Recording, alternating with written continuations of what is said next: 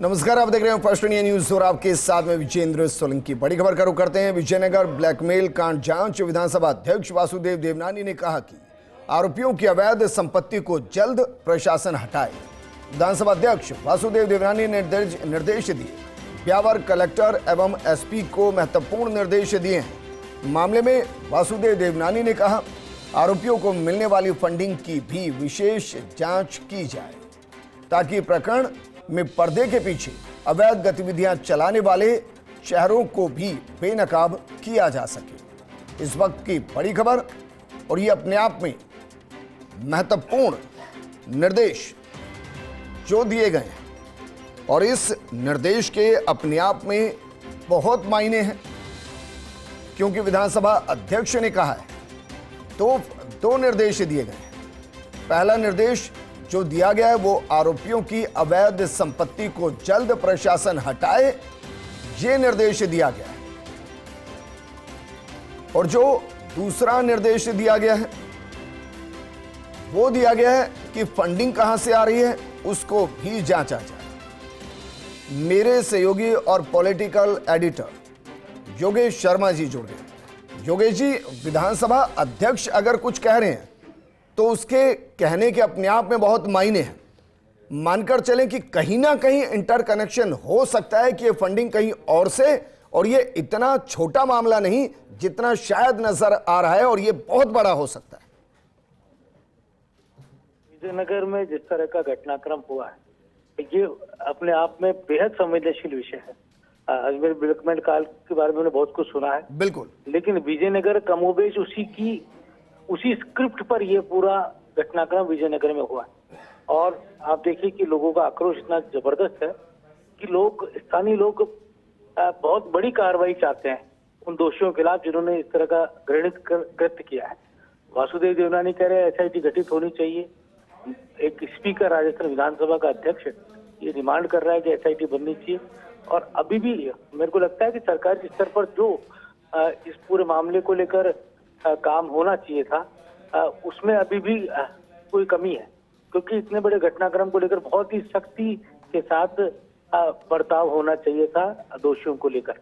और दूसरी सबसे बड़ी बात है कि इस तरह के घटनाक्रम ना हो, के घटनाक्रम न हो, इसको लेकर भी एक पूरी सरकारी स्तर पर कार्य योजना बननी चाहिए। अब कल राजस्थान की विधानसभा में होम अफेयर्स को लेकर ही अनुदान मांगों पर चर्चा होगी, तो निश्चित तौर पर ये विषय बहुत मजबूती के साथ सदन के अंदर उठेगा और गरमाएगा भी। और मुझे अभी भी थोड़ा सा ताज्जुब ये होता है कि इतना बड़ा गंभीर विषय है, लेकिन विधानसभा जो प्रदेश सबसे बड़ी पंचायत है सदन, उसमें इस मुद्दे पर कोई ना तो विशेष चर्चा हुई ना कोई इस मुद्दे पर कोई बड़ी बहस होते हुए नजर आई। जबकि विजयनगर की नहीं बल्कि आसपास के पूरे अजमेर जिले के अंदर भीलवाड़ा जिले में गुलाबपुरा, इस पूरे इलाके के अंदर मतलब आप सोच सकते हैं कि हर परिवार के बीच में इस घटनाक्रम की चर्चा है।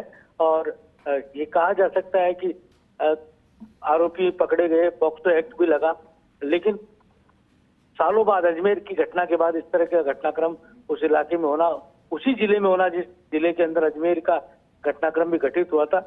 और जो लोग पत्रकार भी आज नए हैं जो नहीं जानते अजमेर घटनाक्रम को, अगर वो पुराना इतिहास जांचेंगे तो पता लगेगा किस तरह से उस जमाने में बहला फुसलाकर बच्चों के साथ इन्होंने कृत्य किया था।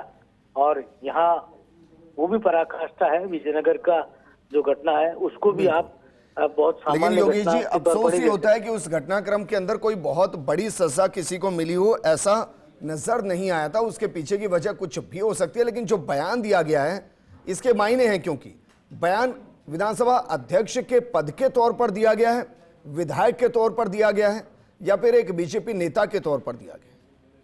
देखिए, यहाँ तो स्पीकर ने अपने पद का भी उपयोग किया है और यहाँ जनप्रतिनिधि होने के नाते अपनी वेदना भी रखी है, अपनी पीड़ा भी रखी है। पद का उपयोग करते हुए उन्होंने निर्देश दिए स्थानीय एसपी को और कलेक्टर को, और साथ ही यहाँ पर वेदना रखते हुए उन्होंने बताया कि इस तरह के घटनाक्रम नहीं हो, इस बारे में पूरी एक रणनीति के साथ पूरे पुलिस तंत्र को काम करना चाहिए। और न केवल सामाजिक जागरूकता का भी विषय है, और ये पूरा जो सोशल मीडिया पर जिस तरह के घटनाक्रम होते हैं उसको भी रोकथाम करने का विषय। मैं कह रहा हूँ कि ये बहुत ही गंभीर घटनाक्रम है।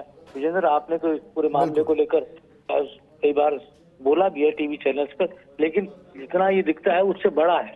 और वास्तव में जो बात की है कि कहाँ से फंडिंग हो रही है, किस तरह के इसमें लोग इन्वॉल्व हैं, ये क्या केवल एक प्रादेशिक स्तर का मसला है कि राष्ट्रीय स्तर का मसला है, क्या ये पूरी तरह के पोर्नोग्राफी की तरफ ले जाता हुआ ये घटनाक्रम है, क्योंकि ये इसके कई तार जुड़े हुए हैं और ये तार अपने आप में इतने संगीन है कि इस पर जितनी चर्चा की जाए उतना कम है। और इस पर बहुत ही सख्त कार्रवाई अभी तक जो नहीं हुई, देखने को नहीं मिली, जो विजयनगर की लोगों की पीड़ा भी है, चिंता भी है।